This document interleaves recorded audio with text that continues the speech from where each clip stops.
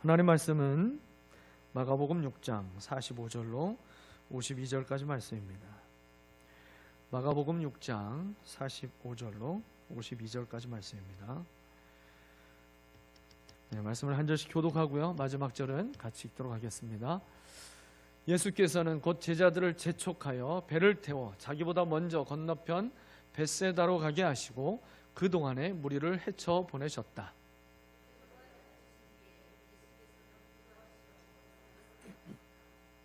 날이 저물었을 때에 제자들이 탄 배는 바다 한가운데 있었고 예수께서는 홀로 무태에 계셨다.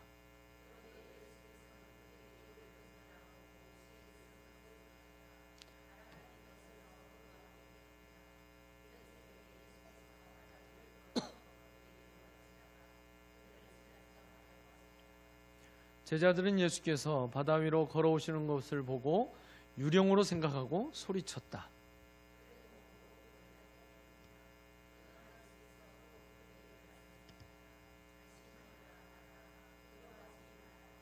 그리고 예수께서 그들이 탄 배에 오르시니 바람이 그쳤다. 그래서 제자들은 몹시 놀랐다.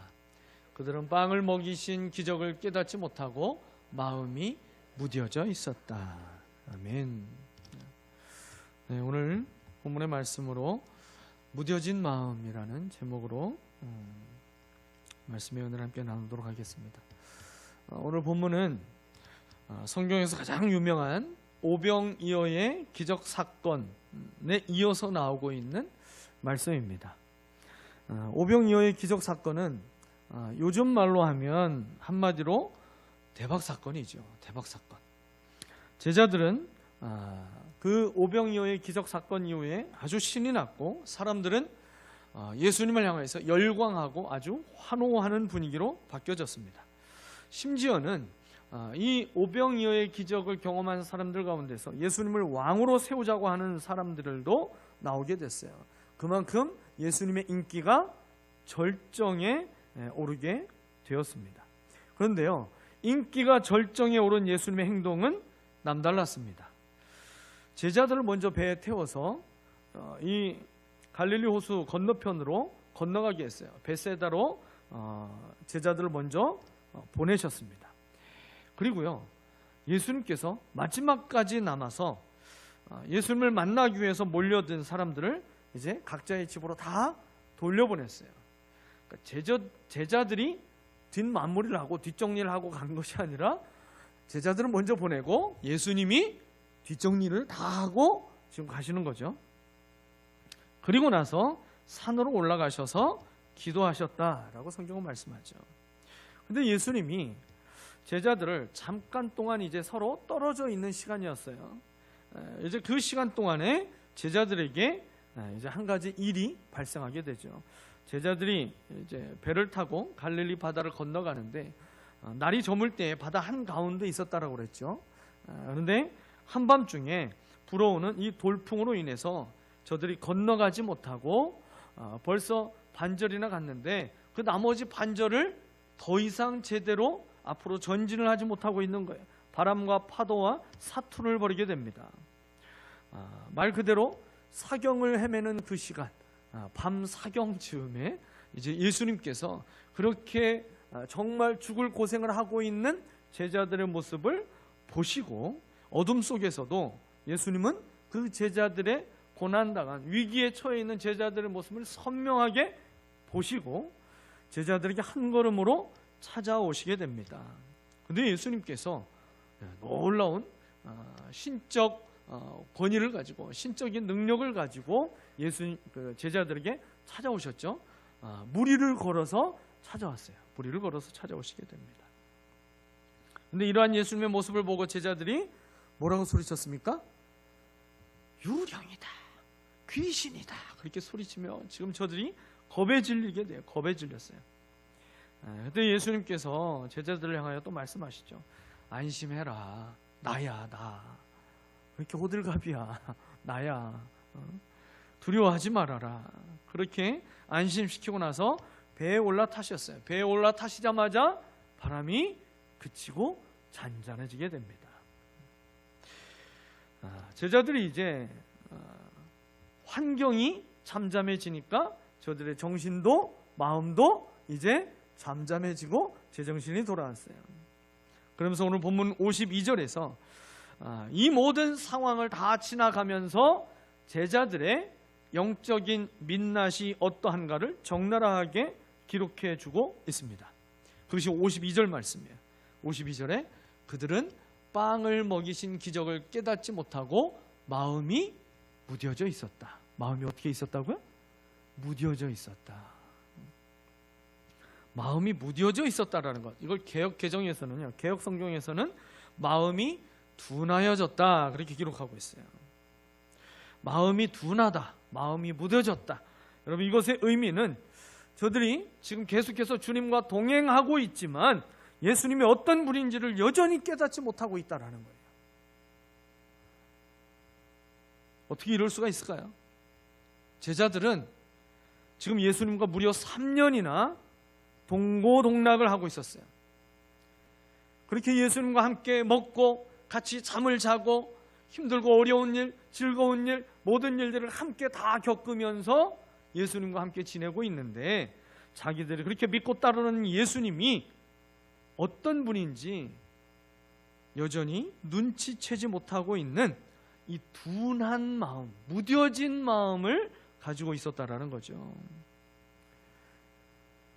많은 사람들에게 율법을 가르치시고 여러 가지 비유의 말씀을 가르치실 때에 제자들에게는 예수님께서 특별 과외를 시키신 것을 우리가 잘 알고 있잖아요.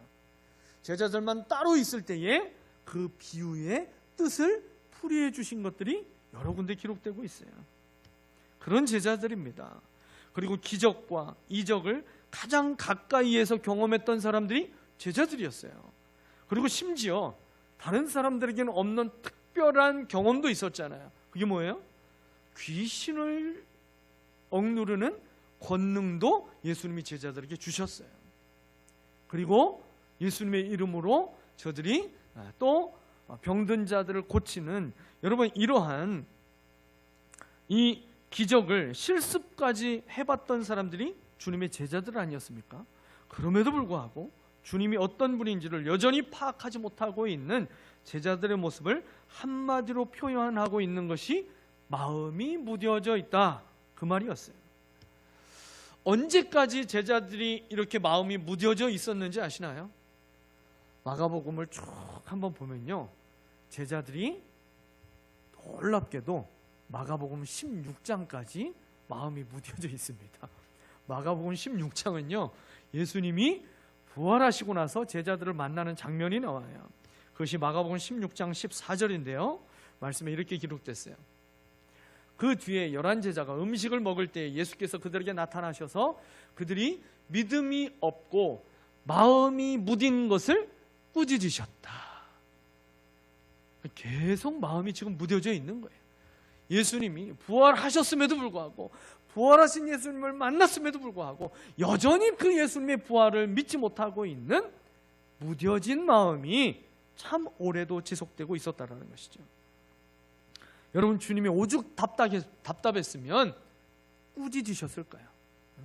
야, 이제 좀 깨달을 때가 되지 않았냐? 하면서 예수님께서 저들의 마음이 무딘 것을 꾸짖으셨어요. 말씀도 들었고 그리고 기적도 보고 듣고 맛보기까지 하였음에도 주님의 부활을 여전히 믿지 못하고 있던 마음이 무뎌져 있는 11제자의 모습을 보면서 주님은 바로 그 모습이 저와 여러분의 모습이라는 것을 깨닫기를 원하십니다. 여러분, 그렇다면 마음이 무뎌지게 하는 그 원인이 무엇일까? 여러분, 이것을 우리가 안다면 우리가 우리의 마음이 무뎌지지 않고 주님을 온전히 믿고 그 주님을 섬기며 살아갈 수 있는 믿음의 삶을 살아갈 수 있게 되겠죠. 여러분, 마음이 무뎌지는 원인, 우리가 신앙생활을 열심히 지금껏 해오고 부모님의 뱃속에서부터 모태신앙으로 지금 신앙생활을 시작하신 분도 이 자리에는 계시고 열심히 교회 안에서 제자훈련도 하고 심지어 목자도 하고 또 열심히 교회에서 맡겨진 봉사도 하고 있는데 왜 조금만 힘든 일이 생기면 내가 이렇게 신앙의 기복이 너무나도 커져서 그저 모든 걸 다 놔버리고 싶고 그저 교회 나오는 것까지 좀 방학하고 싶은 여러분 그 마음이 우리에게 자꾸만 왜 찾아올까요? 극동방송에 보니까 방학한 사람들이 전화해가지고 이제 방학을 끝내고 주님께 돌아와야 된다고, 그래서 전화 연결해가지고 다시 복음을 듣고 예수님 영접하고 이런 프로그램도 있더라고요. 그런데요, 신앙생활 하고 있으면서 우리가 방학하고 싶은 마음이 자꾸만 왜 들까요?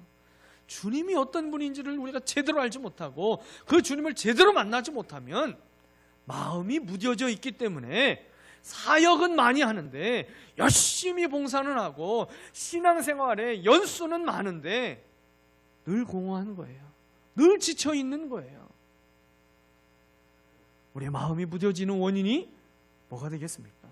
오늘 본문을 통해서 마음이 무뎌지게 되는 원인 두 가지를 발견할 수 있었습니다. 첫 번째는요, 마음이 무뎌지게 되는 원인은요, 보고 싶은 것만 보고 넘어갈 때 마음이 무뎌지는 거예요. 한번 따라해 보시죠. 보고 싶은 것만 보고 넘어가면 마음이 무뎌집니다. 네, 옆 사람에게 얘기해 주세요. 보고 싶은 것만 보면 안 됩니다.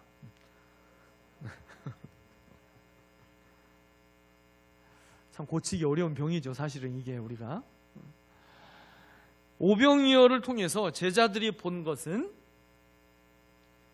물고기 2마리와 보리떡 5개로 남자만 세어도 5,000명이나 되는 사람이 배불리 먹고 12바구니가 남은 것이었어요. 다시 한번 말씀드립니다.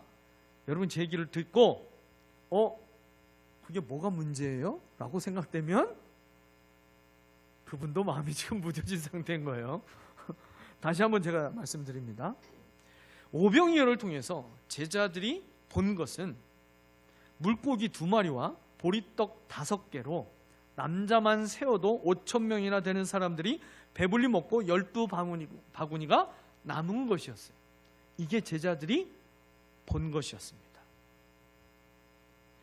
여러분 만약 이 말에 보충해야 할 말을 발견하지 못하고 있다면 그분은 누가 되든지 간에 마음이 무뎌져 있는 상태라고 진단을 내릴 수가 있어요. 여러분 오병이어를 통해서 제자들이 진짜 놓치지 않고 봐야 했던 것이 뭐냐면 예수님이 행하신 기적의 내용이 아니라는 거예요. 지금 제가 계속 2번이나 말씀드린 것은 전부 뭐예요? 예수님이 행하신 기적의 내용이에요. 더 중요한 게 뭐예요? 제자들이 진짜 봐야 될 건 뭐예요? 기적의 내용이 아니라 그 기적을 행하신 예수님이 누구인지를 봐야 된다는 거예요.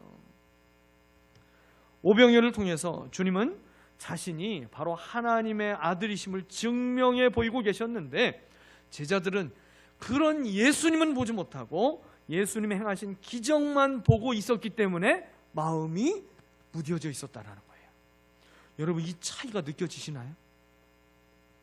오병이어는 장소가 어떤 장소였어요? 빈들에서 일어난 것이야. 빈들에서 일어난 기적이었습니다. 아무것도 없는 그 빈들에서 비옥한 땅에서도 이루어지기 어려운 완벽한 풍성한 기적이 오병이어 기적이에요. 여러분 이게 무슨 말이에요? 무에서 유를 창조하실 수 있는 분 하나님 한 분밖에 아닌 거죠. 그 예수 그리스도가 바로 하나님이심을 증명해 보이고 있는 것이 오병이어의 기적인 거예요. 또 한 가지요. 오병이어의 분량, 이 물고기 2마리와 보리떡 5개. 여러분 이것이 많은 사람들을 먹이기에는 여러분 정말 없는 것이라고 얘기해도 과언이 아닐 정도로 너무나 작은 것 아닙니까? 이 오병이어의 분량으로는 절대로 이룰 수 없는 기적이 모든 사람을 배부르게 만족하게 되는 것이고 그것보다도 더 어려운 게 넉넉하게 남는 거잖아요. 이걸 어떻게든지 그냥 조금씩 손톱만하게 잘라가지고 다 모든 사람이 맛을 볼 수는 있겠죠. 그러나 이것을 남길 수는 없는 거예요. 여러분 모든 사람의 필요를 가장 완벽하게 채울 수 있는 분 하나님 한 분 외에 그 누구도 할 수 없는 일인 것 아니겠습니까? 한 가지 더 생각해 본다면 오병이어의 기적은 그들이 경험한 기적이 전적인 하나님의 은혜였다는 사실입니다. 여러분, 오병이어를 믿음으로 헌신하여 드렸다라는 기록이 성경에는 없어요. 그냥 너희 가운데 먹을 거가 뭐가 있는지 한번 알아봐. 알아봤더니 물고기 2마리와 보리떡 5개가 있었습니다 하고 가져온 거예요. 믿음으로 헌신하여 주님 앞에 드린 것이 아니라는 겁니다. 그게 무슨 얘기입니까? 전적인 하나님의 은혜로 모든 사람들이 배부르게 되는 이 기적이 바로 오병이어의 기적이라는 거예요. 하나님이 아니면 베풀 수 없는 기적이 바로 오병이어의 기적입니다. 여러분, 즉 이 오병이어의 기적은 예수님이 바로 하나님의 아들 되심을 증명하는 예수님의 자기 계시와 같은 기적의 사건인 것입니다. 근데 오늘 본문 52절 말씀처럼 제자들은 빵을 먹이신 기적을 경험하고도 주님이 누구신지를 눈치채지 못하는 무뎌진 마음이 있었다라는 거예요. 왜 그렇습니까? 기적의 내용만 보고 넘어갔기 때문에 그래요. 저와 여러분의 마음도 혹 무뎌져 있지는 않으신가요? 내 마음이 무뎌져 있다라는 것을 우리 스스로 무엇으로 진단할 수 있냐면, 우리가 기적을 바라면서도 기적이 일어나야 할 내 문제만 계속해서 바라보고 있고 기적을 일으켜 주실 주님을 더 바라보지 못하고 주님을 구하지 않고 있다면 나는 마음이 무뎌져 있는 사람이에요. 왜 이 문제가 변화되지 않지? 왜 이 문제가 해결되지 않지? 왜 이 질병이 낫지 않지? 계속해서 변화돼야 될, 해결돼야 될 그 기적의 문제만 바라보고 있다면 우리는 마음이 무뎌져 있는 제자들과 다를 바 없다라는 거예요. 또 주님을 더 원하고 주님으로 만족할 때 우리가 어떠한 고난도 이길 힘과 능력과 지혜를 부어주신다는 사실을 우리는 말씀을 통해서 분명히 기억해야 될 것입니다. 저와 여러분이 오늘도 함께 또 같이 기도 제목을 가지고 기도할 텐데요. 여러분, 기도 제목이 이루어지기를 원하는 마음보다 응답하시는 주님을 원하는 마음이 서로 그 크기가 내가 지금 무엇이 더 큰지 한번 냉정하게 돌아보라는 거예요. 기도 제목을 이루기를 원하는 마음은 어마어마하게 큰데, 근데 응답하시는 주님을 원하는 마음은 내가 너무나도 작다면 그래 우리의 마음 또한 무뎌져 있는 마음이라는 것입니다. 사랑하는 여러분, 주님을 구하고 주님을 원할 때 우리의 마음은 무뎌지지 않고 주님의 뜻을 바르게 깨닫게 되어서 주님이 원하시는 것을 구할 줄 아는 참된 주님의 제자, 기도의 사람이 될 줄 믿습니다. 여러분, 그러므로 주님이 하실 수 있는 기적을 구하기에 앞서서 주님을 먼저 구하시기를 바랍니다. 우리가 오늘 저녁에 그 주님을 먼저 구하는 오늘 이 밤이 되었으면 좋겠습니다. 여러분, 보고 싶은 것과 듣고 싶은 것만 들으려고 하는 마음은 무뎌진 마음이기 때문에 주님이 하나님 되심을 깨달을 수가 없는 거예요. 하나님 크기의 일이 막 내 눈앞에서 일어나고 있어도 그 일을 볼 수가 없게 되는 것입니다. 주의 손에 들려있는 축복만 보는 무뎌진 마음의 제자가 아니라 복의 근원 되시는 주님을 먼저 구하고 언제든지 그분의 임재 속에서 살아가는 참된 제자가 되시기를 축복합니다. 두 번째로, 마음이 무뎌지는 원인은 바로 위기의 순간에 기도 없는 노력만 하고 있기 때문이에요. 한번 따라해 보겠습니다. 기도 없는 노력만 하기 때문입니다. 여러분, 노력하는 것 해야 될 일이겠죠. 근데 그 노력이요, 기도 없이 하고 있는 노력은요, 성경은 그 노력의 마침표를 무엇이라고 기록하고 있냐면 헛됨이라고 기록하고 있습니다. 오늘 밤 사경까지 이어진 돌풍과 씨름 장면을 묘사하고 있는 부분이 본문 48절 말씀이었죠. 그 48절에서 이렇게 기록됐어요. 그런데 예수께서는 그들이 노를 젓느라고 몹시 애쓰는 것을 보셨다. 그들이 하고 있는 것이 지금 뭐만 열심히 하고 있는 거예요? 노를 젓느라고 몹시 애쓰는 것. 살기 위해서 아둥바둥 죽어라 애쓰고 살아가는 것. 그런데 뭐가 빠져 있어요?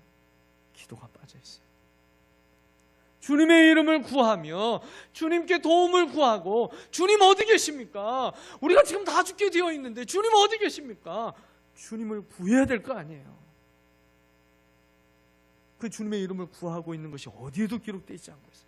그저 죽어라 열심히 땀 흘리며 나름 최선을 다해서 노를 젓고 있는 그 애쓰는 모습만 그들이 열심히 하고 있었습니다. 근데요, 제자들이 바다에서 광풍을 만난 것이 이번이 처음이 아니잖아요. 여러분, 마가복음에 제자들이 광풍을 만났던 때가 있었어요. 그게 마가복음 4장이었습니다. 기억나시나요? 마가복음 4장을 보게 되면 예수님을 태우고, 그때는 예수님을 태우고 갔고, 지금 오늘 본문에서는 예수님을 태우지 않고 제자들만 먼저 가고 있었던 이 차이가 있는 거죠. 마가복음 4장에서 예수님을 태우고 갈릴리 바다를 건너갈 때 광풍을 만나서 그들이 죽을 고생을 합니다. 그래서 배에 막 물이 들어오게 되잖아요. 근데 예수님이 그 배 고물에서 주무시고 계셨다, 그렇게 성경 말씀하죠. 그게 4장 35절부터 41절까지 쭉 기록되어 있는데요, 배에서 이제 주무시던 주님을 막 깨워서 원망의 말을 하잖아요. 지금 우리가 다 죽게 되는데 지금 잠이 옵니까? 예수님께 막 이제 원망과 불평을 막 쏟아냈죠. 그랬더니 예수님께서 너희가 어찌하여 이렇게 믿음이 없냐, 그러면서 바람과 바다를 향하여 잠잠하라, 그렇게 명령하셨죠. 그 명령 앞에 모든 것이 고요해졌어요. 이 일을 겪고 예수님이 누구시기에 바람과 바다도 순종하는가 하면서 그들이 놀라고 두려워했던 경험이 있었던 제자들이었어요. 지금 두 번째로 이 풍랑을 또 만나게 됩니다.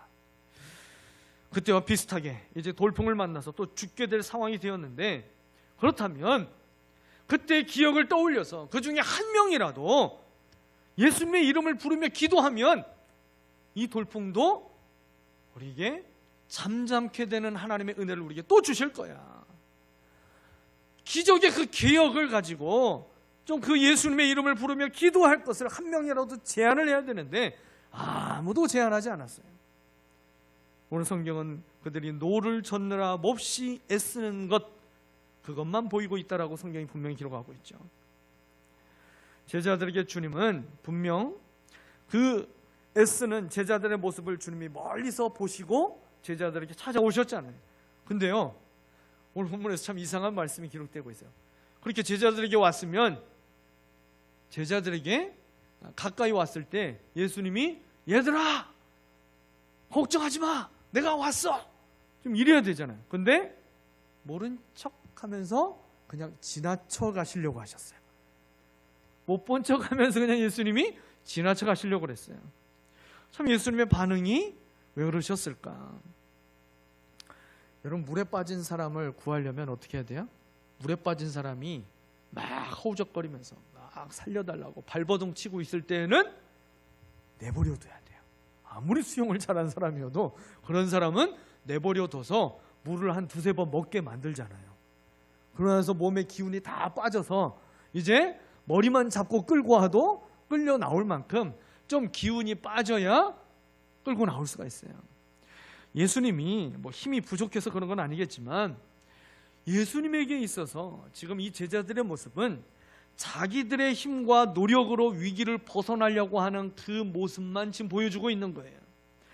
저들의 이 제자들의 마음에 그 어디에도 예수님을 구하고 예수님을 의지하는 그 예수님을 구하는 마음이 전혀 보이지 않기 때문에 예수님이 그냥 지나쳐 가려고 하셨다라는 것이죠.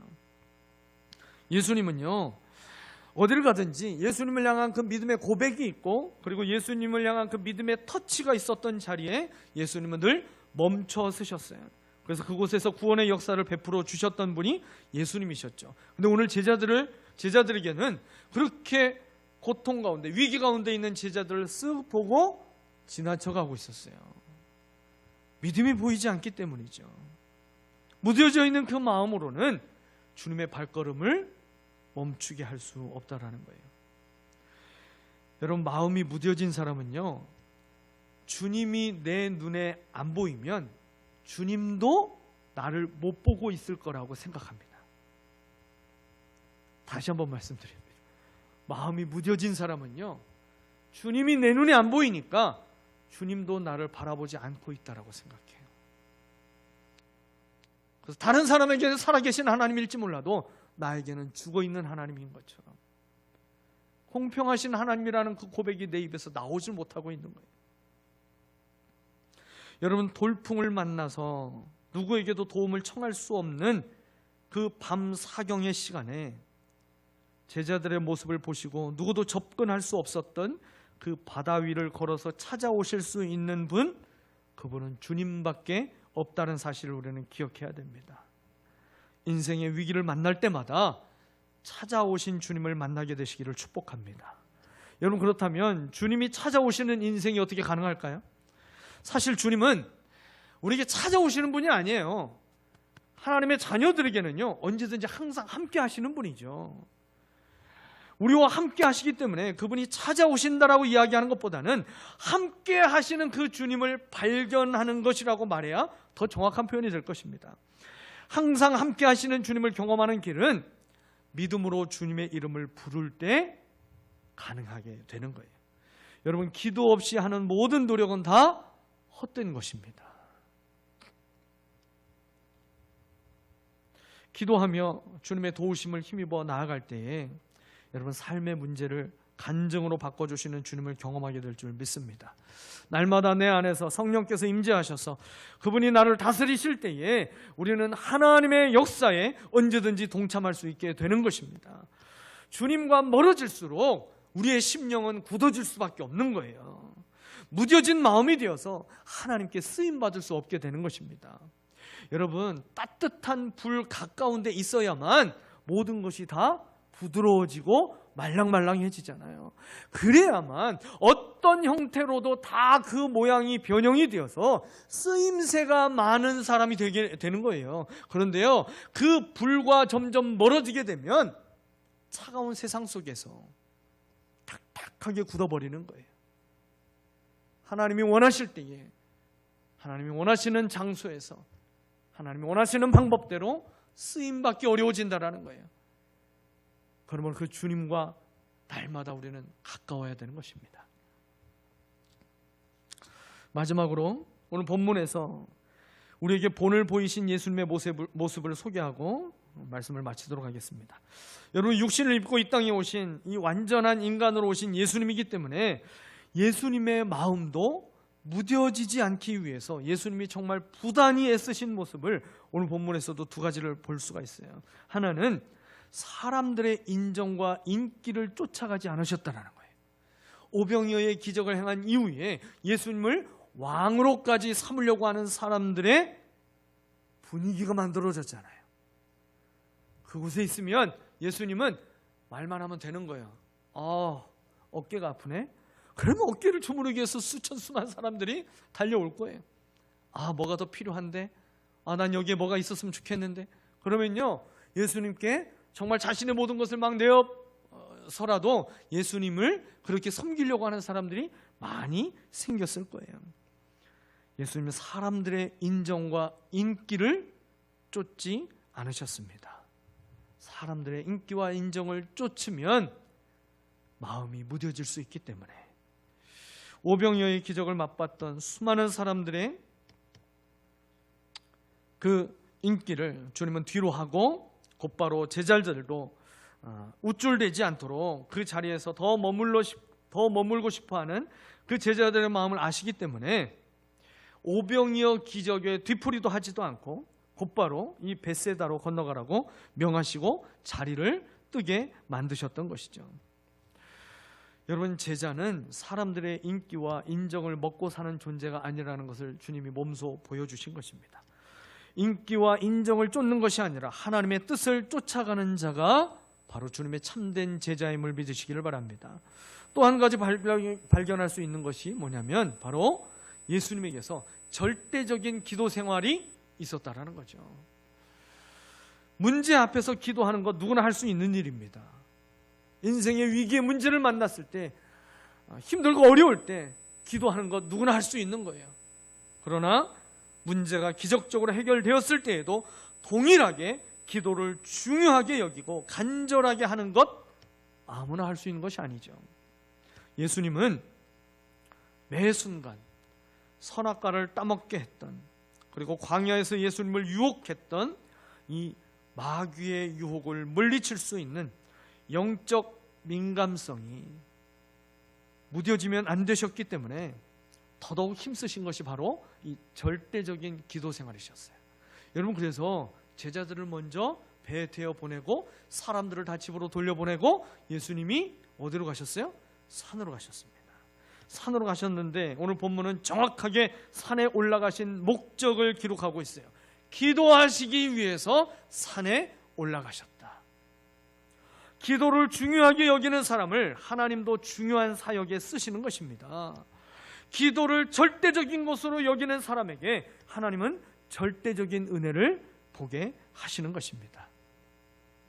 오늘 주님의 모습을 본받은 참된 제자가 되어서 무뎌진 마음이 아닌 성령의 민감한 마음으로 주님을 섬기게 되시기를 주님의 이름으로 축원합니다.